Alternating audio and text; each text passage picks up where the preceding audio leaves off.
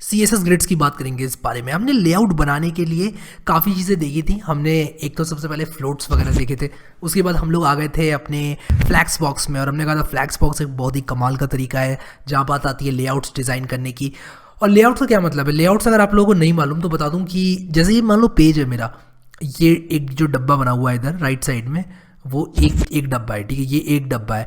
अब ये 3 डब्बे इस तरह से लाइन में आएंगे, ये लेआउट है मेरा, ठीक है। और ये जो ऊपर से मैंने ये बनाया हुआ है, ये जो है ऊपर से, ये मेरा क्या है, नेविगेशन बार है, बीच में सर्च है, तो ये लेआउट का हिस्सा है। तो ये चीज़ कैसे डिज़ाइन करते हैं, और ये CSS ग्रिड से आप लोग डिज़ाइन कर सकते हैं। लेकिन ये CSS ग्रिड क्या है, इस बारे में इस वीडियो में बात करेंगे।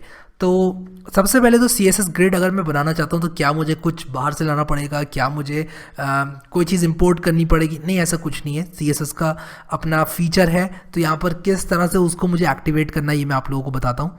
तो मैं यहाँ पर एक नई फाइल बनाऊँगा, उसका नाम मैं रखूँगा tut39.html, और ये फाइल बन चुकी है, ठीक है।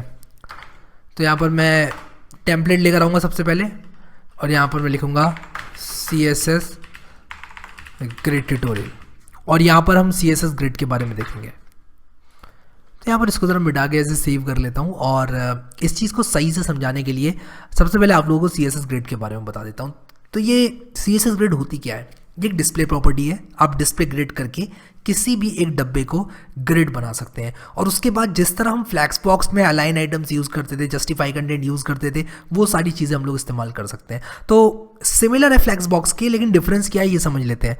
फ्लैक्स बॉक्स में क्या होता था, जहाँ पर हमने फ्लैक्स बॉक्स की बात की थी, फ्लैक्स बॉक्स ज़रा कोई इमेज मिल जाए मुझे देखने को, तो यहाँ पर देखो ये रही, मुझे एक अच्छी इमेज मिल गई है। तो फ्लैक्स बॉक्स में क्या होता था, या तो आइटम्स इस डायरेक्शन में जाते थे, या आइटम्स नीचे को जाते थे। लेकिन CSS ग्रिड में क्या होता है कि एक 2 डायमेंशनल ग्रिड बन जाती है।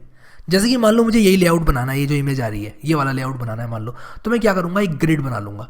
मैं कहूँगा 1 2 3 उसमें रो हो जाए, और 1 2 3 4 कॉलम हो जाए उसमें, और उसके बाद मैं इनको स्पैन करा दूंगा। मैं कॉलम स्पैन, रो स्पैन, ये सब चीज़ें यूज़ करके मैं बताऊँगा वो सब चीज़ें कैसे करी जाती हैं, और मैं 2 डायमेंशनल लेआउट से अपनी वेबसाइट को डिज़ाइन कर लूँगा। तो ये चीज़ कैसे की जाती है देखेंगे। तो बेसिकली ग्रिड एक तरीका है, उन कई तरीकों में से एक तरीका है जिससे हम लोग वेबसाइट बना सकते हैं। कई लोग बोलते हैं कि हम लेआउट डिज़ाइन नहीं कर पाते हैं, और शुरू में भी जब मैंने ये सीरीज़ नहीं बनाई थी, काफ़ी लोग मेरे HTML वाला जो एक 1 वीडियो बनाया था मैंने उस पर कमेंट करते थे कि डिज़ाइन ही नहीं हो पाता लेआउट। उसका रीज़न ये होता है, लोगों को फ्लैक्स बॉक्स की अंडरस्टैंडिंग नहीं है, लोगों को ग्रिड की अंडरस्टैंडिंग नहीं है। और मैं तो कहूँगा अगर आपको फ्लोट्स की भी अंडरस्टैंडिंग है अच्छी, तो भी आप लेआउट बना सकते हो, कोई प्रॉब्लम नहीं होगी। बट हाँ, फ्लैक्स बॉक्स में थोड़ी सी जो चीज़ें हैं वो थोड़ी स्ट्रेट फॉरवर्ड हैं, तो बिगिनर को अच्छा समझ में आता है, और अगर आप समझोगे फ्लोट्स वगैरह भी, उससे भी बन जाती हैं चीज़ें। तो यहाँ पर जल्दी से क्या करते हैं, टाइम को बिना गवाए हम लोग यहाँ पर क्या करेंगे, एक सिंपल सा लेआउट बनाएंगे। और यहाँ पर मैं सिंपली क्या करूँगा, एक div डॉट कंटेनर बनाऊँगा, और उस कंटेनर के अंदर आइटम बनाऊँगा, और उस आइटम के अंदर मैं लिख दूंगा दिस इज आइटम, और उसके बाद डॉलर लिख दूंगा, ठीक है। और इस जैसे मैं बना दूंगा 5 6 बना देता हूँ, 9 बना देता हूँ यार, ठीक है। इस तरह से ये मैंने किया, और अब मैं यहाँ पर क्या करूँगा, अपनी ग्रिड बनाऊँगा, ठीक है। सबसे पहले तो एक स्टाइल टैग लिखना बहुत ज़रूरी है, कंटेनर। यहाँ पर कंटेनर के अंदर मैं डिस्प्ले लिख दूंगा ग्रिड, और बस। तो मैंने यहाँ पर क्या किया है, एक ग्रिड जो है वो इनिशियलाइज़ कर दी है, यानी कि ये जो 2 डायमेंशनल लेआउट है वो मैंने इनिशियलाइज़ कर दिया है। तो मैंने बेसिकली ये कह दिया है कि जो मेरा ये कंटेनर है वो एक ग्रिड है, यानी कि ये सारे के सारे आइटम अब 2 डायमेंशन में रेंडर होंगे, इन सबको मैं यहाँ पर संभाल सकता हूँ। अब देखो यहाँ पर एक चीज़ समझो आप, जब मैंने डिस्प्ले ग्रिड कर दिया कंटेनर को, तो कंटेनर एक ग्रिड बन गया। जब मैंने डिस्प्ले ग्रिड करा कंटेनर में, तो कंटेनर एक ग्रिड बन गया, और उसके अंदर जितने भी चाइल्ड थे, यानी कि आइटम 1 आइटम 2 से लेकर आइटम 9 तक, वो क्या बन गए, वो मेरे ग्रिड आइटम्स बन गए, ठीक है। तो ये चीज़ समझना बहुत ज़रूरी है। यहाँ पर ग्रिड आइटम्स बन जाते हैं सारे के सारे जो आइटम्स हैं वो, और उसी के साथ साथ जो हमारा कंटेनर है वो ग्रिड तो बन ही जाता है, उसको तो हमने ग्रिड किया ही है।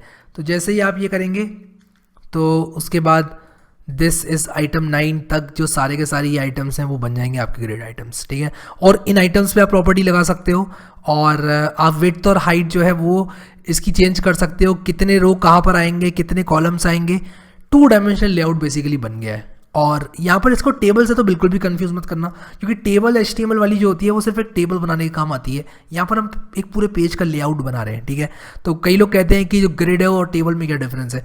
ग्रिड एक पूरा लेआउट डिजाइनिंग का मैकेनिज्म है, और जो हमारी टेबल है वो एक टेबल जैसे कि जो सिंपल वाली टेबल होती है जिसमें रोज और कॉलम्स होते हैं, इन्फॉर्मेशन होती है, वो बनाने के काम आती है, ठीक है। तो यहाँ पर आप कोई भी चीज़ इस्तेमाल कर सकते हो लेआउट बनाने के लिए। ग्रिड एक तरीका है, तो अब ग्रिड को हम लोग देखते हैं कि यहाँ पर किस तरह से हम जो है यहाँ पर यूज़ कर सकते हैं। तो सबसे पहले तो डिस्प्ले ग्रिड कर दिया मैंने यहाँ पर, ठीक है। तो मैं एक काम करता हूँ, यहाँ पर डॉट आइटम को भी ग्रैब कर लेता हूँ और यहाँ पर इसको लाइव सर्वर में स्टार्ट करता हूँ। सबसे पहले कि मेरी वेबसाइट कैसी दिख रही है देख लेता हूँ। तो जैसे ही मैं ये करूँगा, मैंने इसको लाइव सर्वर में स्टार्ट किया है, मेरा ये जो पेज है वो यहाँ पर खुल गया और यहाँ पर बिल्कुल टेक्स्ट ऐसे आ जा रहा है। तो एक काम करता हूँ, इसकी हाइट और विड्थ डिफाइन कर देता हूँ। हाइट कर दूंगा 300 पिक्सल और इसकी जो विड्थ है वो भी कर दूंगा 300 पिक्सल, ताकि जो स्क्वायर है वो बन जाए। और यहाँ पर ये देखो थोड़ा बड़ा बड़ा बन गया है, और इसका जो बैकग्राउंड वगैरह है वो कर देता हूँ। एक काम करता हूँ, 300 थोड़ा ज़्यादा हो गया, 100 पिक्सल की कर देता हूँ। और इसमें एक तो बैकग्राउंड में देना चाहूँगा रेड कलर का, और ये डब्बे बन गए। फिर मार्जिन ही पैडिंग देना चाहूँगा 3 पिक्सल की, ताकि ये आपस से थोड़ा इनमें दूरी आ जाए। और यहाँ पर दूरी जो है आई नहीं है, मैंने सेमीकोलन लगाया है, यहाँ पर थोड़ी बढ़ा देता हूँ। दूरी मैंने काफ़ी कम रखी है, तो 32 अगर कर दूँ मैं। यहाँ पर जो पैडिंग है वो मैंने यहाँ पर पैडिंग नहीं मार्जिन देनी थी, सॉरी। तो अगर मैं यहाँ पर छोटी सी मार्जिन भी देता हूँ, तो मैं यहाँ पर 3 पिक्सल की मार्जिन दे रहा हूँ। और ये देखो, ये हमारे जो डब्बे हैं वो भी इस तरह से दिख रहे हैं, और ये सारे के सारे लेंथ में है, खड़े हुए हैं नीचे की तरफ। और ऐसा इसलिए हो रहा है क्योंकि अभी मैंने कुछ किया नहीं है खास इनके साथ, ठीक है। तो अब यहाँ पर हम करने के वाले हैं, हम यहाँ पर जो मैंने डिस्प्ले ग्रिड की थी, यहाँ पर मैंने डिस्प्ले ग्रिड करी थी, तो ये जो कंटेनर है ये तो ग्रिड बन चुका है, ठीक है। मैं यहाँ पर अब क्या करूँगा, मैं यहाँ पर लिखूँगा ग्रिड टेम्पलेट कॉलम्स, जो कि एक प्रॉपर्टी है। और यहाँ पर क्या करूँगा, मान लो मैंने लिख दिया 300 पिक्सल्स, 100 पिक्सल्स, 100 पिक्सल्स, और इसको मैंने सेव कर दिया।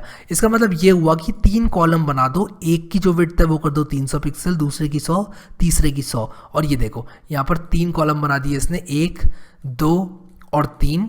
और यहाँ पर हुआ क्या, पहले वाले की 300 पिक्सल कर दो विड्थ, दूसरे की 100 पिक्सल कर दो, तीसरे की भी 100 पिक्सल कर दो। अब देखो यहाँ पर भी हाइट और विड्थ 100 थी, तो ये मैच हो गई, ठीक है। तो इसलिए ये कुछ इस तरह से दिखाई दे रहा है। अगर मैं इसमें बॉर्डर दे दूँ ब्लैक, उप्स, अगर मैं इस तरह से बॉर्डर दे दूं तो ये देखो यहाँ पर इस तरह से दिखाई दे रहा है, ठीक है। तो यहाँ पर ये पूरी जो है विड्थ इसकी ये कितनी है, 200, 100 फिर 100, ठीक है। और ये भी इसकी जो विड्थ है वो भी 100 ही है, इसलिए इसने कवर कर ली स्पेस अपनी। तो इस तरह से मैं जो है अपने आइटम्स को बना सकता हूँ।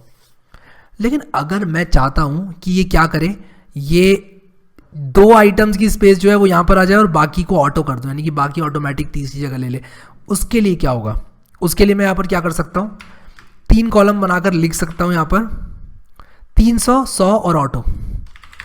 यानी कि 300 पहले वाले को दे दो, विड्थ जो है 100 दूसरे वाले को दे दो, और तीसरे वाले की ऑटोमेटिक कर दो। तो यहाँ पर मैंने इसको सेव किया, तो देखो क्या हुआ, 300 पहले वाले को मिल गई, 100 दूसरे को मिल गई, और तीसरे वाले को ऑटो मिल गई। अगर यहाँ पर मैं ऑटो कर देता और यहाँ पर 100 पिक्सल कर देता, तो क्या होता, पहले वाले को 300 मिल जाती, बीच में जो स्पेस है वो दूसरे वाले को मिल गई, और तीसरे वाले को यहाँ पर मिल गई, ठीक है। तो हुआ क्या, यहाँ पर मैंने अपने जो कॉलम्स हैं उनको यहाँ पर डिफाइन कर लिया कि भाई मेरे जो कॉलम्स हैं उनको इतना इतना चौड़ा कर दो। सो आई होप कि आपको ये समझ में आ गया होगा, ठीक है। सो अब यहाँ पर एक और चीज़ हम कर सकते हैं, और एक और चीज़ जो हम कर सकते हैं वो ये है कि हम यहाँ पर कुछ इस तरह से ग्रिड टेम्पलेट कॉलम्स में FR यूनिट्स यूज़ कर सकते हैं। अगर मैं यहाँ पर कर दूँ 1 FR, 4 FR और 1 FR, तो इसका मतलब ये है कि जो पूरी विड्थ है उसका 1 पार्ट पहले आइटम को दे दो, 4 पार्ट दूसरे कॉलम को दे दो, और 1 FR तीसरे कॉलम को दे दो, यानी कि जो विड्थ में बात की जा रही है यहाँ पर, ठीक है। तो यहाँ पर देखो जो पहला पार्ट है ये क्या करेगा, 1, 4 और 1 के रेशियो में डिवाइड कर देगा पूरी स्क्रीन को, ठीक है। ये वाले में पहला कॉलम आएगा मेरा, ये वाले में दूसरा कॉलम आएगा, ये वाले में तीसरा कॉलम आएगा। तो जो दूसरा कॉलम होगा वो 4 गुना होगा पहले कॉलम के और तीसरे कॉलम के, ठीक है। तो यहाँ पर ये जो रेशियो है मेंटेन रहेगा, देखो इसने यहाँ पर उसी रेशियो में इसको डिवाइड कर दिया है। अब यहाँ पर आप लोग सोच रहे होंगे कि ये क्या चल रहा है, तो मैं एक काम करता हूँ, यहाँ पर आप लोगों को इस चीज़ को और क्लियर दिखाने के लिए इनकी हाइट हटा देता हूँ। तो अगर मैं इसकी हाइट हटा दूँ आइटम की, तो यहाँ पर देखो आप लोगों को थोड़ा और सही से दिखेगा। मैंने थोड़ा सा कन्फ्यूजिंग कर दिया था इसको हाइट ऐड करके, तो हाइट और विड्थ दोनों हटा दी मैंने, तो यहाँ पर ये देखो आइटम अभी ऐसे दिखाई दे रहा है। तो आइटम 1 जो है वो यहाँ पर आ गया है 1, 4 और 1 के रेशियो में ये बढ़ चुके हैं, ठीक है।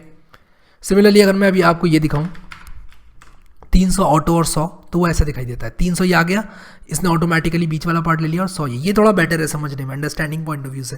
तो मैंने हाइट और विड्थ जो सेट करी थी वो थोड़ा कंफ्यूजिंग कर रहा था इस चीज़ को, एंड आई होप कि एंड आई एम हैप्पी कि मैंने यहाँ पर इसको ठीक कर दिया अभी, और आप लोगों को अच्छे से दिखाई दे रहा है। तो थोड़ा सा भी कन्फ्यूजन अगर होगा आप लोगों के दिमाग में, अब क्लियर हो गया। देखो 300, 100 और 100, और ये देखो 300, 100 और 100 की जो है यहाँ पर मिल गई है इसको। तो आई होप कि समझ में आ गया होगा कि जब मैं ग्रिड टेम्पलेट कॉलम्स बोल रहा हूँ तो मेरा मतलब ये है कि जो कॉलम्स हैं उनकी विड्थ क्या है और कितने कॉलम्स है, जितना भी मैंने ये लिखा है।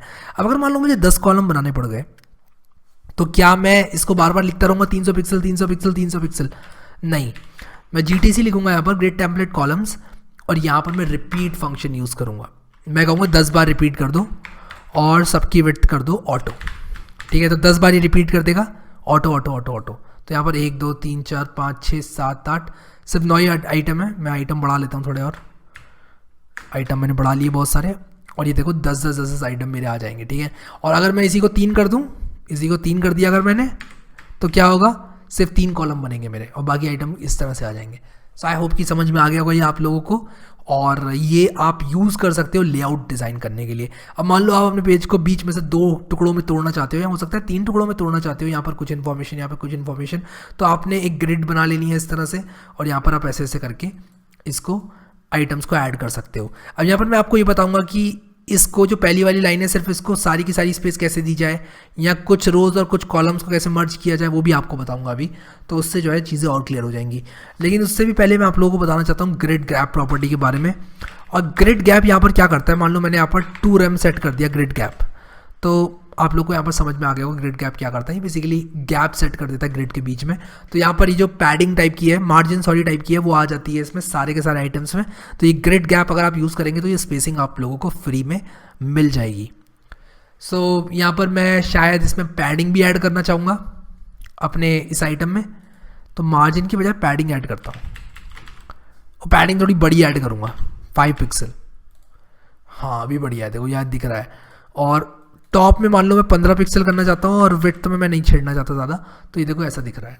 तो इस तरह से आप लोग जो है लेआउट्स को डिज़ाइन कर सकते हैं, ठीक है। तो यहाँ पर हम लोगों ने ग्रिड बनाकर अपना ग्रिड गैप कर दिया, मार्जिन दे दी, और इस तरह से आप लोग सिंपल ग्रिड बना सकते हैं।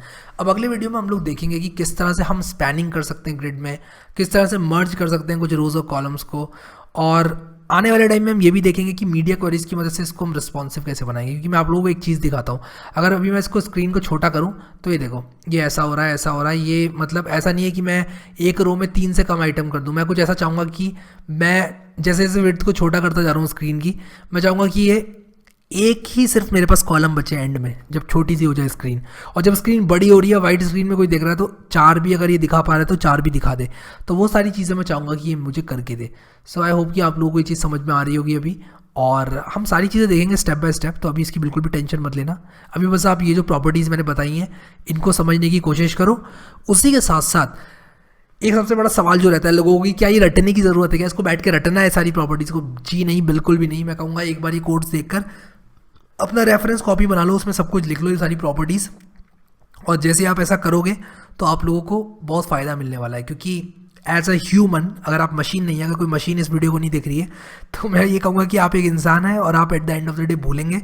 मैं खुद भूल जाता हूँ 10 चीज़ें, मुझे रेफ़र करना पड़ता है, देखता हूँ, लेकिन जो कॉन्सेप्ट है वो गड़ चुका है दिमाग के अंदर, क्योंकि मैं कॉन्स्टेंटली काम करता रहता हूँ इन सब चीज़ों में।